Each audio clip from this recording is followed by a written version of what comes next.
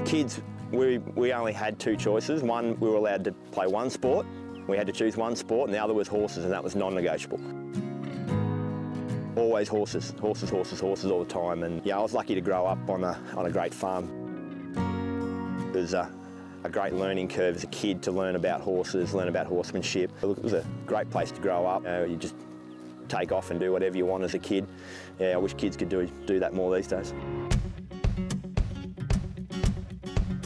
Oakford Farm started in 1997, basically as a one-stop shop. So we set up and gave that facility. I was born and bred here. Yes, it's right from a tiny kid, really, five or 6 or 7 year old. You know, had to get up early in the morning and milk cows and things like that, feed the pigs, and that's all I know, really. So yeah, I grew up with horses. I just loved it. It's an interesting relationship. Like, we do butt heads, but you know, at the end of the day, we're always mates. It's a good working relationship. We're generally on the same page, a little bit of the old and a little bit of the new. We do clash a bit, but we try to mix it. I'm a bit of the... Ash, of course, is brought up in the new school, and at the moment we're going along pretty good. Probably the training thing was always there for me. Dad and I worked as a team. Like, I finished school and started here at the end of '97. I used to ride work, go to school, you know, come back, work in the afternoons, go to the races, and at that time it was exciting for me. It was new.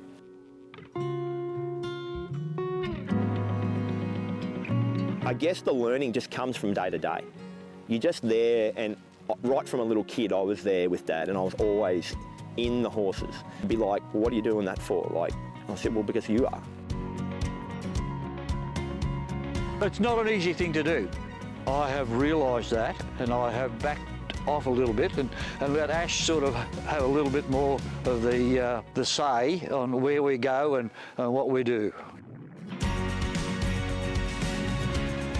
Dad's getting older, so he's 77. I like the staying bred horses. Ash, he'd rather have the speed horse. There is no greater thrill than going fast. That's one of our big head butters. Well, that's why we do it. We're all thrill seekers in the end. We fight. Don't worry, we fight. And it can get intense. Lots of times when he works a horse, he'll come in, so Dad, get rid of this. You know, it's no good. You know, we'll walk away and then we'll be fine. We have some good times. Incredibly, he's a good judge of a horse. I'd have to say he's probably been right 98% of the time. And yeah, it's great to have him on board now. The transition to training on the ground and not on their backs has been something I found difficult.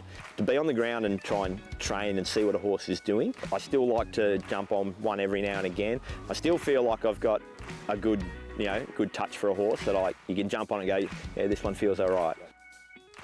I still enjoy it. The body maybe doesn't enjoy it, but I do enjoy that part of it still.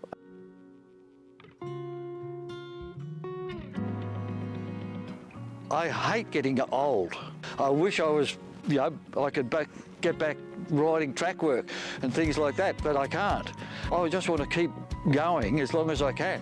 There was an old saying, you'll never die while you've got an unbroken colt in the front paddock. One of the things Dad's probably instilled is just to be patient. You can't rush it. The rewards will come if you can just have that patience. The most important is to listen to people and observe and put your own ideas into that. But San Marino gives Brian and Ashley McKnight a winning double. As you get older and you've spent more time doing everything in this industry, you instinctively see things and feel things before they happen. And I think that's one of the things that's hard to teach, but when you're lucky enough to spend a lot of time with someone like my dad, it just rubs off on you. The enjoyment is because of family. My family is just so involved, and it's been a life. And to keep all your life is just absolutely incredible. Everything we've done for this place. You know, if he is proud of what we achieve, proud of what our results are and how competitive we are in an ultra-competitive business, you know, that's enough for me.